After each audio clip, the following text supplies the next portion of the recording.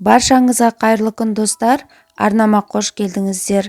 Бүгін мен сіздермен баклажаннан жасалатын осындай тез әрі оңай майонезсіз салаттың рецептісімен бөлісетін боламын. Міндетті түрде менімен бірге соңына дейін болыңыздар. Егер де мен ұсынған рецепт сіздерге қызық болса, міндетті түрде арнама тіркеліп, қоңыраушаны басуды ұмытпаңыздар.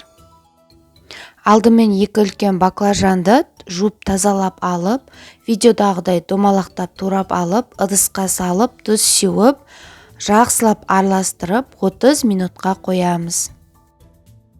Ендігі кезекте болгар бұрышын жуып тазалап алып, видеодағыдай үшбұрыштап турап шығамыз.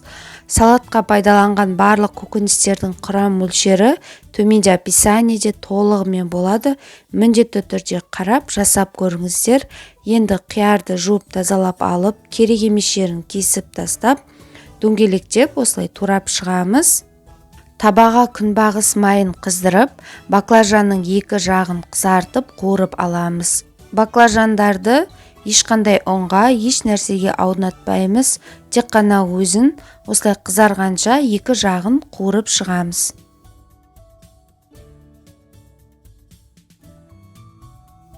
Табада қалған күнбағыс майына болгар бұрышын салып қуырып аламыз. Үстіне паприка мен қызыл бұрыш сеуіп араластырамыз. Енді ыдысымызға туралған қиярды қуырып алған баклажан мен болгар бұрышын саламыз. Салатқа енді шай қасық күнжіт майы мен соя тұздығын құямыз. Одан кейін ұсақтап туралған сарымсақ саламыз. Лотос фирмасының дәмдеуішін саламыз. Кристаллик, яғни китайский тұз.